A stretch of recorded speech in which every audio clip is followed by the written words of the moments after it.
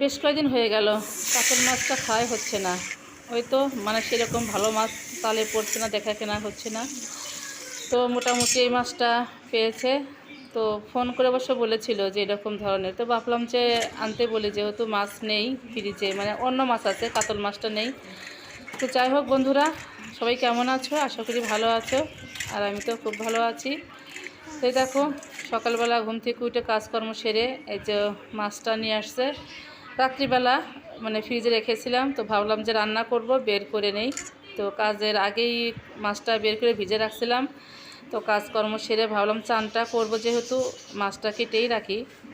মাছটা কেটে স্নান করলে দেখা যায় যে অনেক ভালো লাগে, ওই শরীরে একটা আস্তে আস্তে গন্ধ হয় না। তো যাই হোক, মাছটা কেটে কুটে তো স্নান টান সেরে সকালে খাবার দাবারও শেষ করে তো দুপুরবেলা রান্না করতে এসেছি। তো তোমরা ভিডিওটা প্রথম থেকে শেষ পর্যন্ত দেখতে থাকো।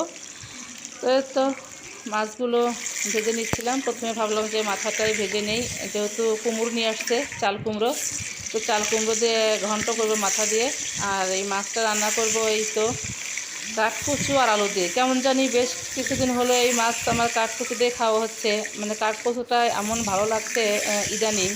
মানে টাটকা টাটকা কচু নিয়ে আসে, খেতে খুব ভালোই লাগে।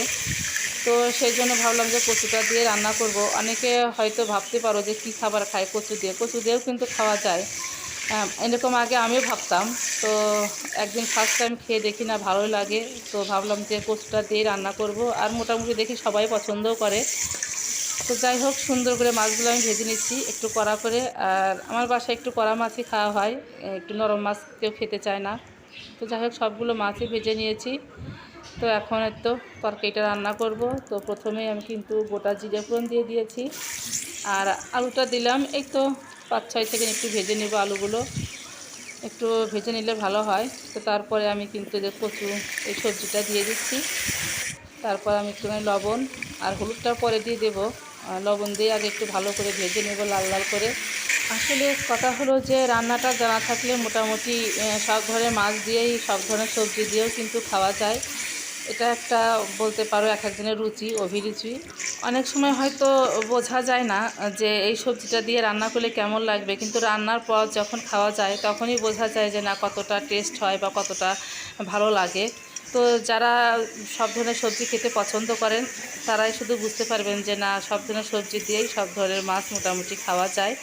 তো যাই হোক, আমি কিন্তু কচুগুলো খুব সুন্দর করে ভেজে নিয়ে তারপরে কিন্তু এখানে বাটা মশলা দিয়ে দিলাম, আদা জিরা ধনিয়া বাটা, সাথে মরিচের গুঁড়া, আর একটুখানি হলুদও মিশিয়ে দিয়েছি, যেহেতু হলুদটা আগে দেওয়া হয়েছিল না। তো যাই হোক, সুন্দর করে কষে টষে নিয়ে আমি কিন্তু ঝোলটা দিয়ে দিলাম। আর যেহেতু কচুর ঝোল খুব একটা পাতলাও রাখা যাবে না, তো কচুটা কিন্তু ভাজতেই সিদ্ধ হয়ে গেছে, মানে টাটকা আজকে সকালেই নিয়ে আসা হয়েছিল। তো ভাজতে সিদ্ধ হয়ে গেছে, এখন ঝোলটা সুন্দর জাল হয়ে গেল। তো এর মধ্যে মাছটা দিয়ে দিলাম।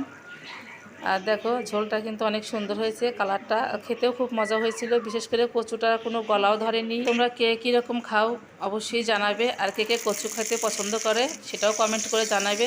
তো যাই হোক, এখন তো মাছের মাথা দিয়ে রান্না করব একটু চাল কুমড়োর ঘন্ট। তো প্রথমে কিন্তু আমি তেলের মধ্যে রাঁধুনি ফোড়ন দিয়ে দিয়েছি। মানে সবসময় আমি সব ঘন্টেই মোটামুটি রাঁধুনিটাই ফোড়ন দিই, খেতে ভালো লাগে রাঁধুনির সেন্টটা। তো যাই হোক, হলুদ লবণ দিয়ে ভালো করে ঢাকা দিয়ে দিয়েছিলাম মাছের মাথাগুলো দিয়ে। তো সিদ্ধ হয়ে গেছে, একটু আদা জিরা বাটা দিয়ে দিলাম। তো এখন ভালো করে নাড়াচাড়া করে নিয়ে একটুখানি মিষ্টি দেবো, মানে চিনি। চিনি দিলে খেতে ভালো লাগবে। অনেকে হয়তো মিষ্টি নাও দিতে পারো, মানে যার যার পছন্দ অনুযায়ী। তো আমি একটু মিষ্টি দিলে ভালো লাগে। জানি না কে কীরকম রান্না করো। আর আমার বাসায় কিন্তু মোটামুটি সবাই সবজি খেতে পছন্দ করে, মাছ মাংসও যেমন খায় তেমনটা কিন্তু মানে সবজিটাও খায়। এদিকে দেখো, কাঠকচুর ডাঁটা ছিল, তো ডাঁটাটাও কিন্তু আমি ভেজে নিচ্ছি। খেতে সবাই পছন্দ করে, তো বললাম সবাই মোটামুটি সবজি খেতে ভালোবাসে। তো একটু চিনিও দিয়ে নিলাম, খেতে ভালো লাগবে। তো যাই হোক বন্ধুরা, আজকের মতো এখানেই বিদায় নিচ্ছি। ভিডিওটা ভালো লাগলে অবশ্যই লাইক কমেন্ট আর সাবস্ক্রাইব করতে ভুলবে না। টাটা।